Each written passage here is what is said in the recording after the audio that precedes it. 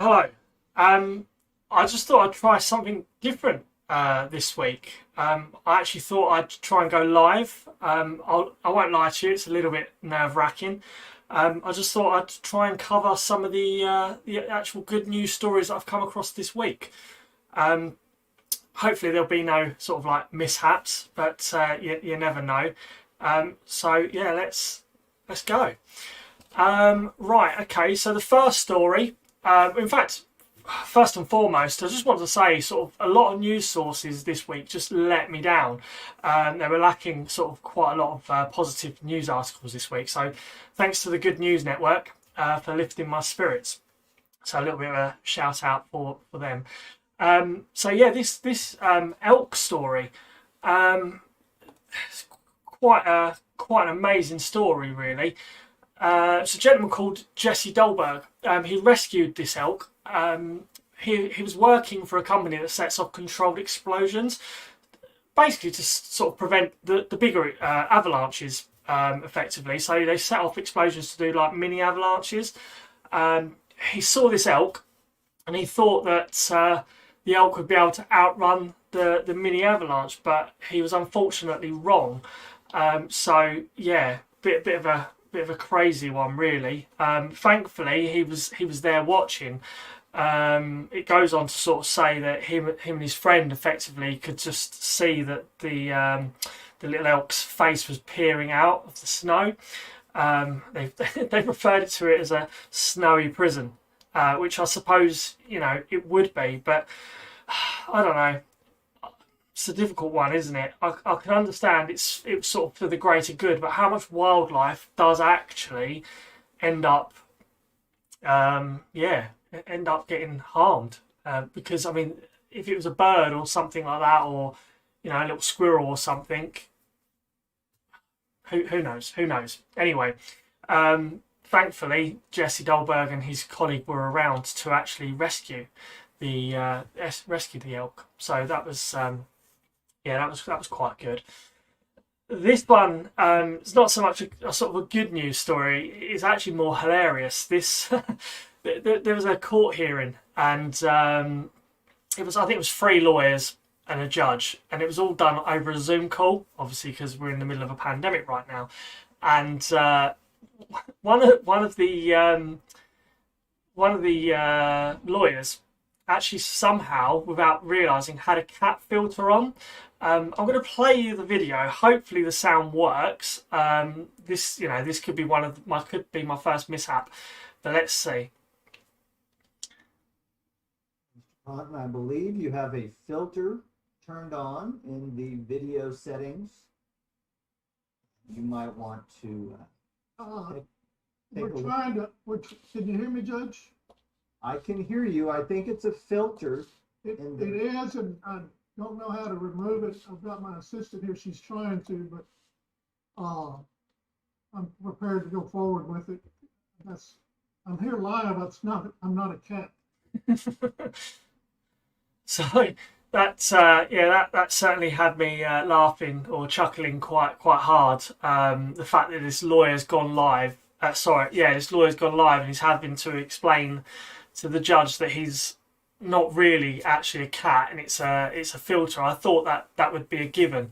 If the judge couldn't work that out for himself, he's certainly doesn't deserve to be in that chair. So I just thought I'd share that with you guys.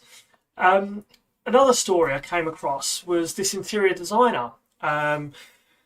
Jessica, basically, is her name. She has effectively added 1% on to all of her invoices. And her sort of mindset is, if you're paying someone like an interior designer to design your home, you're not going to be short of a few pennies. So adding 1% onto the bill, she's tried to actually raise some money for those in need. Out of the 25 invoices she raised, only one of those actual invoices rejected the voluntary donation. She's effectively gone on to raise $150,000, which it's not to be sniffed at all, is it? Over only over 24 people. I mean, I don't actually know what the average is out to be. 100 divided by. So that's, yeah. That's effectively £6,250 or dollars per person on average that she's raised, and that's just, it's remarkable.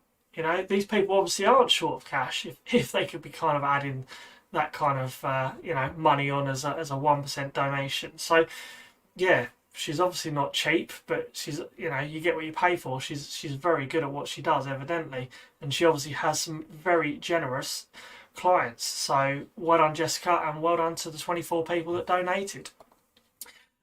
Another story, Steph Curry, you may or may not have heard of him. Absolute, just fantastic NBA basketball player. He's pretty much smashing all of the stats. He's a household name if effectively you follow basketball at all. Now, I get a bit mixed sort of emotions when covering sort of stories about celebrities, because often or not, any sort of celebrity who's like an influencer can, they can from time to time do more damage than good. But not in this instance. I mean, when you're a basketball player, unless you're going to get into the media for sort of the wrong reasons, as long as you do all your talking, in your sport, and you keep your sort of private life out of it, then you're not really going to do too much damage. But then you could argue that the media should just leave them alone, away from their actual profession. But that's not the world that we live in. But anyway, I digress. Steph Curry and his partner, her name is Alicia, Aisha, apologies, and they've gone on to effectively raise 15 million meals. Yeah, 15 million meals that they've had cooked for their foundation. It started off being 4,000 a week. I mean, even 4,000 a week is a lot, but actually they're now on 300,000 meals a week, and there's just no sign of stopping. And I mean, they've effectively, there's 900 Oakland restaurant workers that have sort of clubbed together to help this foundation achieve this goal. But it's just, I don't know, it kind of leaves me speechless that this is, all right, he's not just, an everyday husband and wife situation, but they are, at the end of the day, human.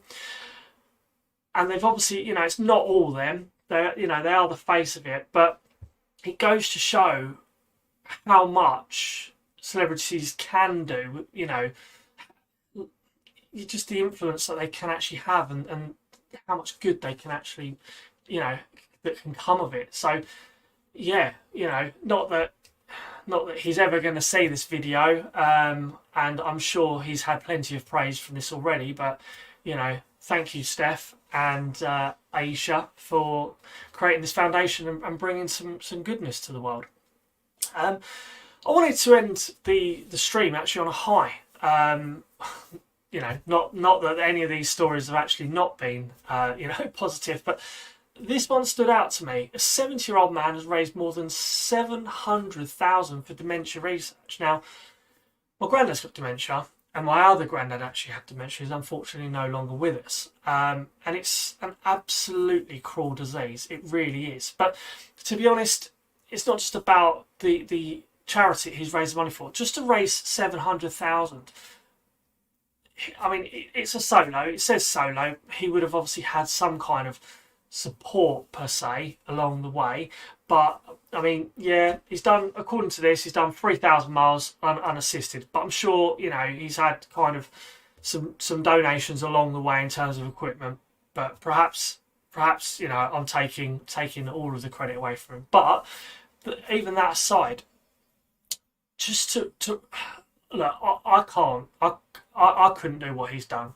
I used to be, relatively fit, but now I've just completely lost all my fitness. I need to really get back on my bike or start running again. But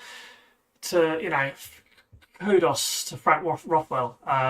It's from Oldham, sorry. On the 12th of December as well. He's, it's not even warm. He's effectively sailed 3,000 miles from the Canary Islands. I mean, it leaves me speechless, because I know quite a few 70-year-olds, I know a few 50-year-olds and 60-year-olds, and they wouldn't be able to do this. And I mean, I would deem them very fit for their age, but to be able to do this, I mean, I suppose there is that saying, you're as old as the person you feel, and so on and so forth. But no, fair play to Frank Rothwell for actually doing this. I couldn't even do it if I was sharing it with 5 or 6 other people, let alone doing it all on my own. So, he said crossing the finish line was a completely euphoric moment. I think the whole thing is just euphoric. I'd imagine he's still buzzing. So no, fair play, Frank Rothwell. Yeah, kudos to you.